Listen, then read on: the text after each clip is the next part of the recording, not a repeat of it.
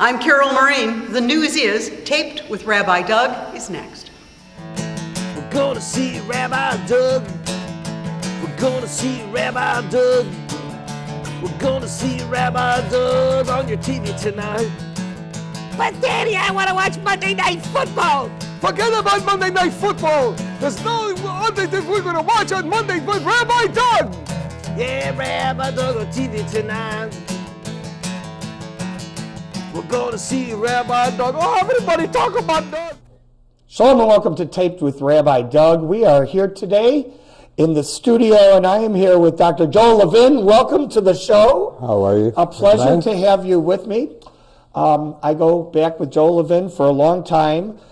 He is a doctor, an MD. He is a semi-retired rheumatologist and internist, and has background in a lot of medicine. He has been on staff at numerous hospitals, including on the teaching staff at Northwestern and the faculty. And I want to welcome you to the show, and it's just a pleasure to be with you.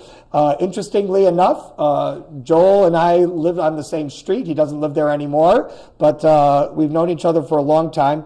And he has authored 2 books in the recent past.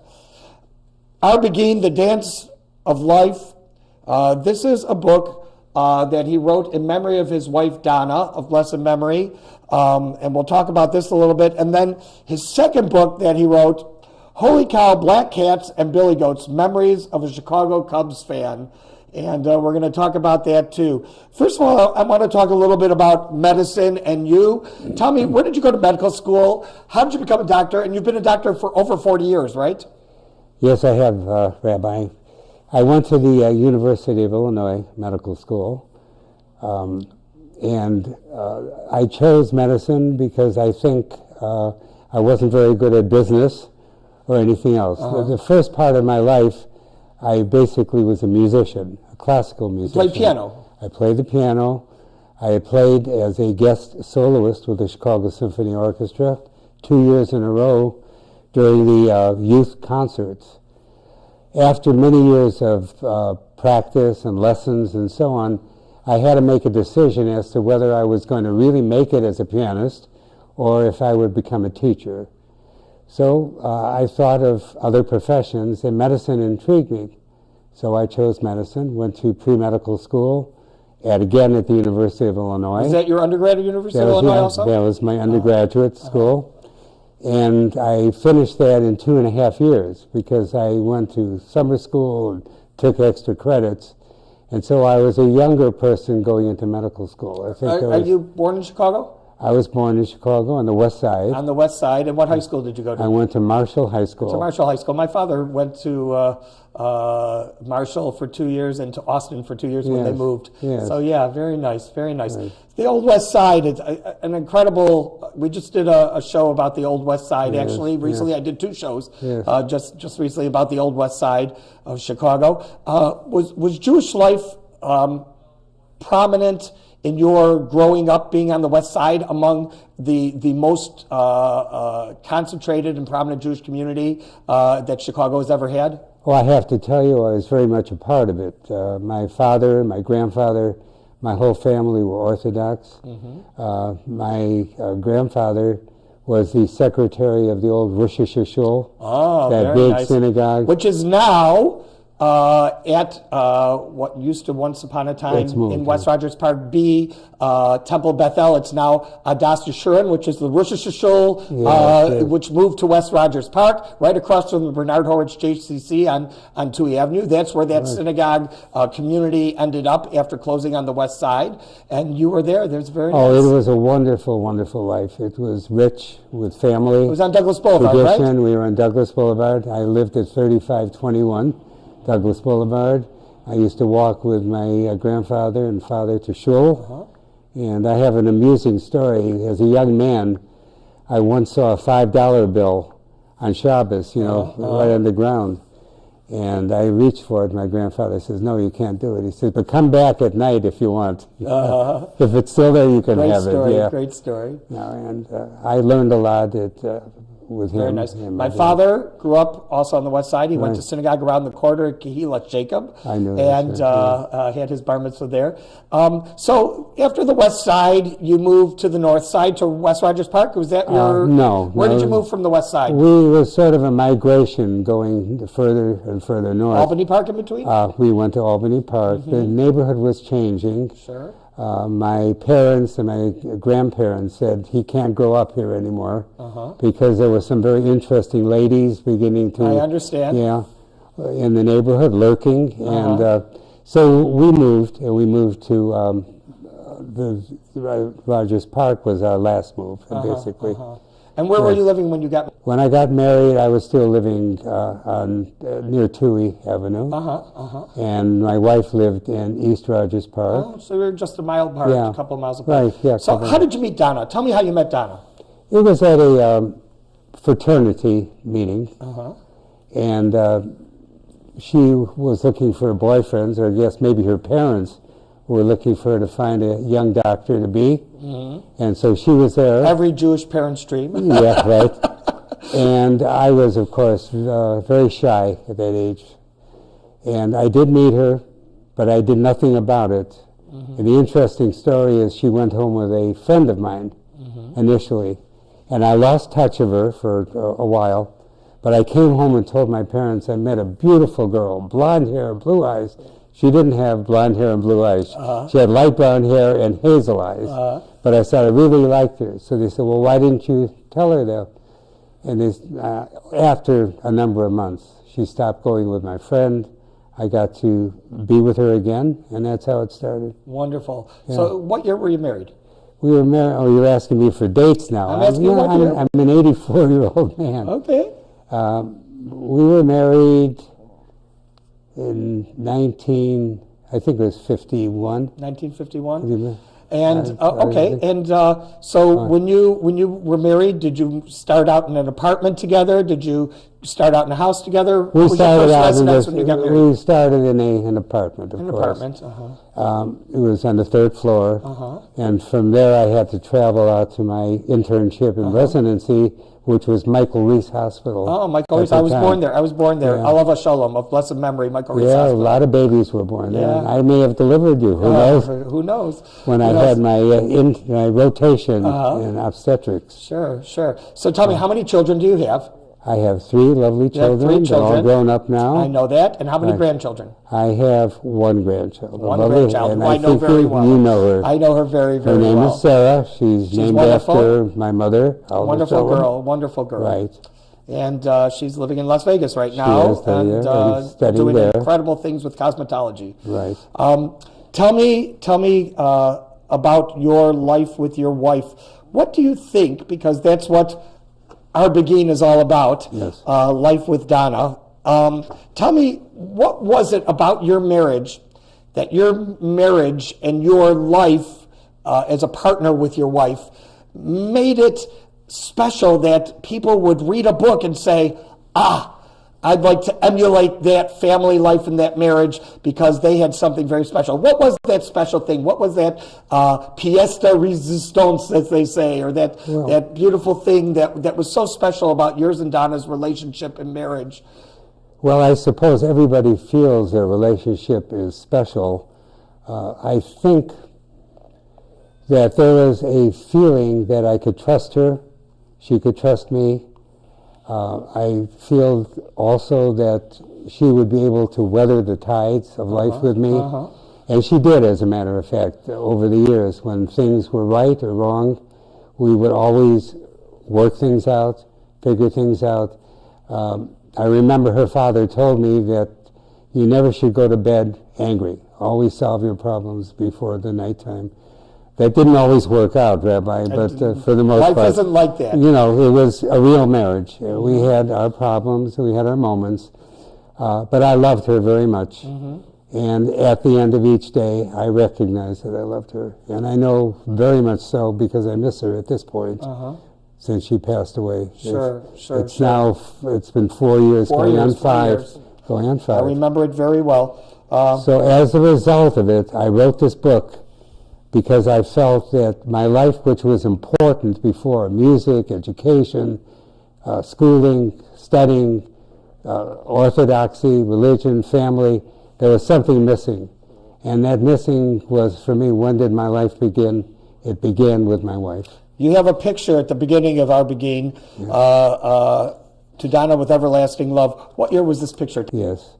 That had to be taken maybe 4 or 5 years after our marriage. And we took a lot of pictures together, you know, cheek to cheek or head to head, at many occasions and many events.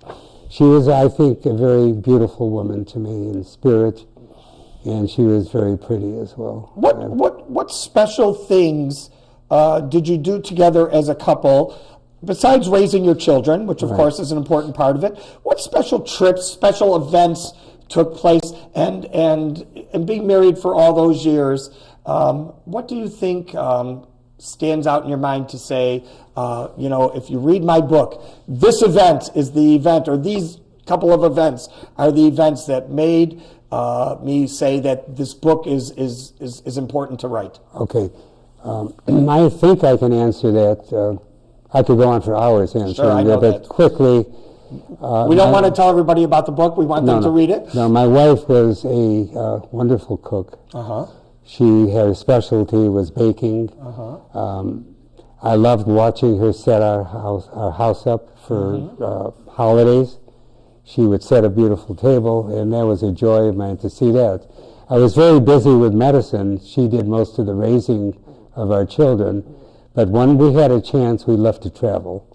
So much of our life, our joy was when I could take a vacation, when we could afford to do something, we would travel around the world. Now, I met you when your granddaughter was an older adolescent and just becoming a teenager, and she always said, you know, my bubby, she is like a bubby to all my friends, and our house is open, and my friends love her like it's their own grandmother. Was she like this when your kids were growing up to their friends as well? I would say yes. I would say that there were a lot of children coming into our home. She would always welcome them. I, of course, would welcome them as well. Of course. I wanted our children to have friends, and they did, because our Jarlath Street was filled with children all of the same age, all going to school or learning at the same time and growing up together. So it was a wonderful block, Jarlath. And your children went to Rogers School, they went to elementary Rogers, school, right there in the neighborhood down the They block. could walk right down the block. Right down the block. Very nice. Yeah. What trips did the two of you take together that were memorable to you? Vacations with family or without family? We took a lot of vacations with our children when they were young. They would be local vacations around the lakes, to some of the local resorts, visiting the different parks in the state and so on. And those were nice. As they grew older, we did take them on some of our cruises, and those were mainly either to Mexico or the Caribbean. I've been to the Caribbean before. And we've made many trips. I think we had about 20 cruises. Oh, you in our love lifetime. cruising. You loved cruising. We did love cruising. We went to, we took some air trips to London early on in life, but we also took a cruise to Europe. We took a cruise through the Mediterranean. So we've seen a lot of the world. Now remember, I was in military service, so I saw a lot of Europe. So tell me how military service worked with medical school in the big scheme and being a doctor. Where did it fall out, and how did it affect your life? Okay, well, doctors in the days that I was in residency had to register for the draft like everyone else. But we registered for a special draft, which is to be in the medical corps. So I was not going to be a private or a corporal. I was going to be a doctor in the Army. So after my first year of residency, because of certain crises that were developing in Europe with the Russians and in Cuba and so on, I was enlisted at the time to get into service. And so did after they take 1 year, you? Did they took me. I chose going to a nice warm area, and of course they sent me to Germany because all of us were sent to Germany. And what year was that time. approximately? That was in 1959 through 61. So it was after a year of residency. I had 2 years of active duty, Post-Korean War, right? and it was post-Korean. Uh-huh. It was during the Cold War. During the Cold War. Uh-huh. So I went into the service, went to Germany. We were faced with a Russian crisis at the time. And your wife and children were back home. I had to go over on my own. She was able to come over afterwards because I lived on the economy. I did not live in military quarters. In doing so, I could bring my wife over. Were your children born already? We had They no were children not born yet. at that time. They were not born until the first one was born in '61. So anyhow, in the service, I was stationed in a dispensary outside of Frankfurt in a little town called Gelnhausen. And my job, if something were to happen, was to escort the dependents back west, away from the fighting and so on. So I was the medical director of a dispensary. So I practiced medicine for 2 years. Amazing, amazing. Did they have Jewish chaplains there at this time yeah, also? They did. Did rabbis? We had Jewish, Catholic, Protestant. All different religions. Yes, yes. Very and we had Jewish doctors and doctors of many faiths. Oh, so sure. we had a wonderful fraternity of friends. And Are you still in touch with anybody that you were overseas with during your military service? Well, we did for a few years afterwards because we wanted to relive a wonderful experience. Because when my wife came over again, what did we do? We left to travel. So we saw virtually almost every country in Europe. Have you been to Israel before? We've been to Israel as well. How many times? Once. One time to Israel. Yeah. Very nice, very I'm nice. going to have to go back someday. God willing, you If should we have good can do health it. and Yes. have another trip to enjoy. I have relatives in Israel. I have cousins. And we communicate all the time. Very nice, very nice. Yeah. It's an amazing life, So you came back, you began a family, your children were born, you lived in West Rogers Park. And many years, 30 years. And where were your offices that you were actually practicing medicine because you were a doctor? Yeah, well, the first couple of years coming back, I was still in residency. Right. If you recall, the Army took me out of the residency. Right. That was called the Berry Plan at the time. So when I got back, I went back to Michael Reese for 2 years. I do have one question. Did they pay for the rest of your medical time after you got out of the service? No. They did not? No. I was curious. But fortunately, the cost of residency was not what the cost of residency is today. Sure. And we could still afford it. So after your residency? After my residency, I practiced at Michael Reese for a while. I was in charge of training of students. Very interesting. So I enjoyed, that was the beginning of my enjoyment of being a teacher of medicine, not just a practitioner of medicine. My first hospital was Michael Reese. My first office, where we then lived, was on the north side of Chicago. I rented from another doctor. From then, I moved to the downtown area. Did your current clients, the people that you were the doctor for, did they go with you when you moved? Well, yes. Almost every one of my patients followed me.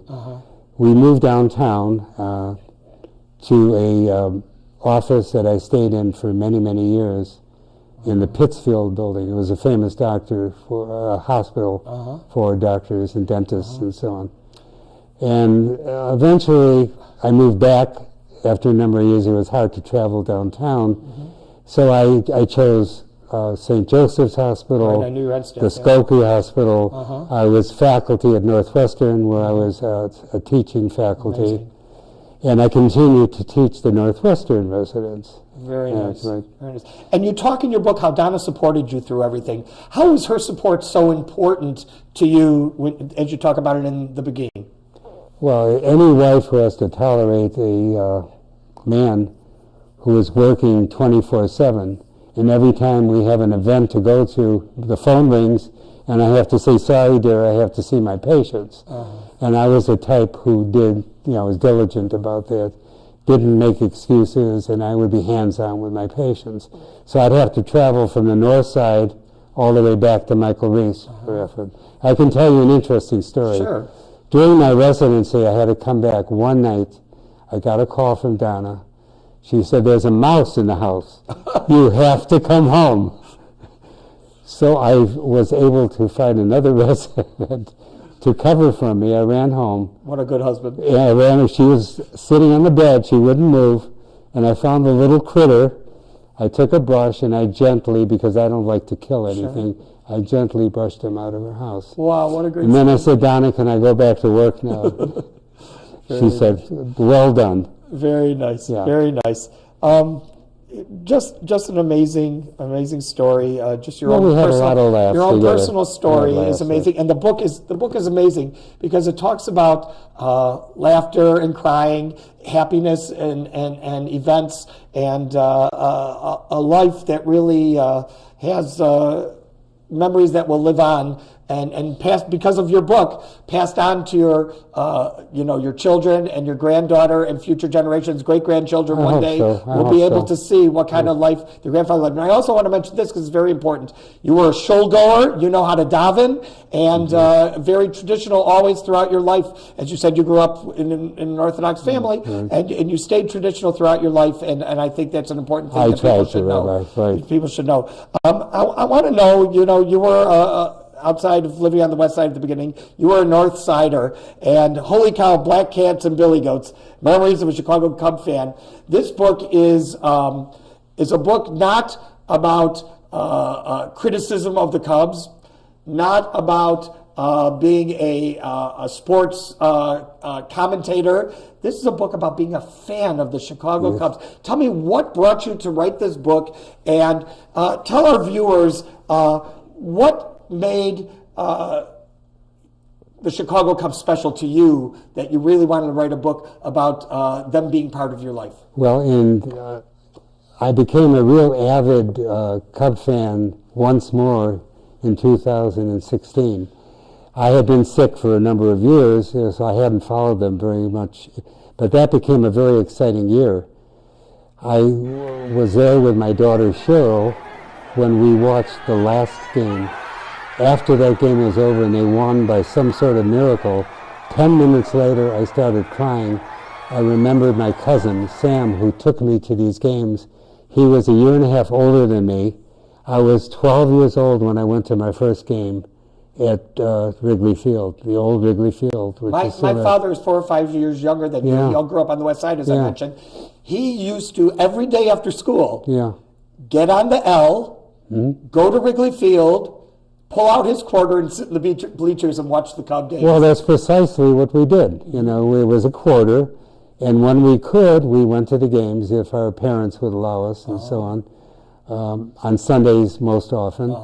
And we watched the games, and we sat in the bleachers, and I was one of the original bleacher bums, learning a lot about life, different than the life I had at home, which was more rigid, structured, and always studious.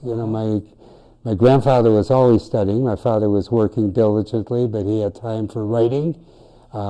He was an inspirational speaker in his world. My mother was a journalist in her own way. She contributed to a book about Edenbridge, which was a new community in Saskatchewan, Canada. They emigrated from South Africa to Canada because there was an offer for acres of land. Jews, as you know, in Europe could not be landowners. They moved to South Africa, where they still became shopkeepers. They couldn't be landowners. There was then a fund, the Lord Byron Hirsch Fund, where he sponsored or underwrote acres of land in Canada, $10 an acre.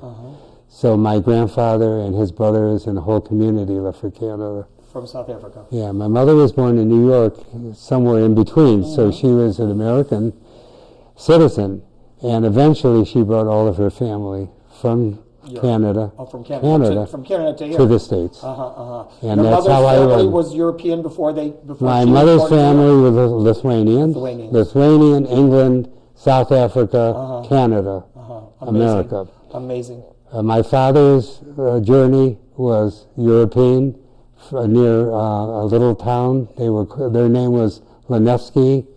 My grandmother was Bas Kohanis. But getting back to the point, let's talk about the Cubbies. Here was something that I enjoyed. Pure pleasure, nothing to study about, nothing to worry about, to have a passive form of entertainment. So let me tell you my growing up memories. Yeah. My growing up memories of the Cubs were the '60s. '69 was the big year. Yeah. As a older child, Kessinger, Beckard, Williams, Sano, Banks. Those were my Cubs. Who were your Cubs when you were growing up? Who were those people that stood out in your mind that your memories when you wrote this book really were affected by? Rabbi, those were all my heroes as well.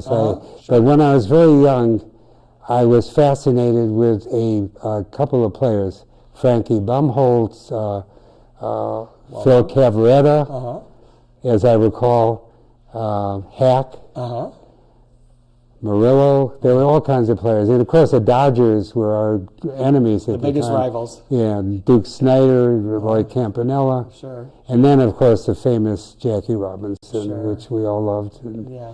it was joyous to see the whole league open up to minorities, which has now led to everybody of every country, if they're capable and talented, can now be in the majors. It's an amazing thing. Yeah. So just, we only have a few minutes left, and I do want to talk a little bit more about this book while we have a couple of minutes.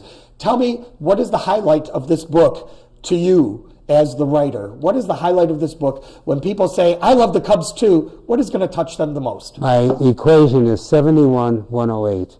There was 108 years between their last championship.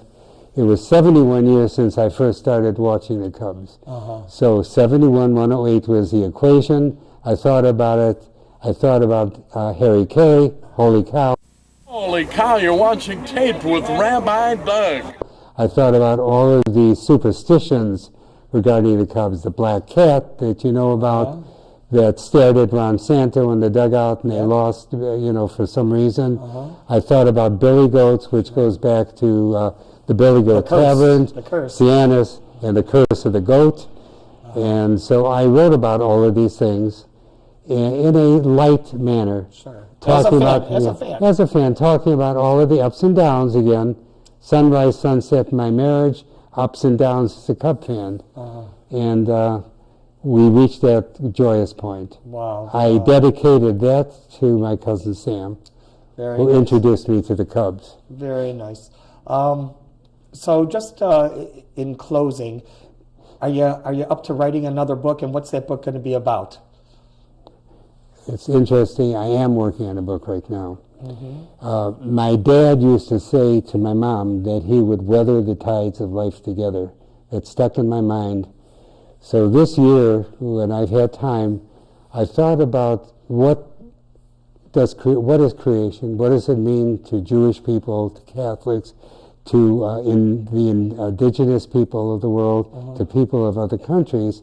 So I'm thinking of a book called The Travelers on the Sea of Life. We look forward to it. Yes, and I'm not going to tell you any more about it. No, very good. I want to thank you so much for being with us. Dr. Joel Levin, the author of Our Beguine, The Dance of Life, in honor of his wife, Donna, and in memory of her. Holy Cow, Black Cats, and Billy Goats, Memories of the Chicago Cubs, of the Chicago Cubs fan, also by Dr. Joel Levin. I want to thank all of you for being with us. Remember, you can check our website, www.tvrabbi.com, where you can also see former shows on the web. If you want to email Dr. Levin or email me, the email address is info@tvrabbi.com. I will forward it to Dr. Levin, and I know he'll get back to you personally if you have any questions. I want to again thank you for being on the show, Dr. Levin. I wish you also, as we say, be so and Swansek, you should have good health to 120 years at least. And we should come together again and talk about your next book. Thank you all for being with us. Hope to see you next time right here on Taped with Rabbi Doug. Shalom, everyone. This has been a Taped with Rabbi Doug production.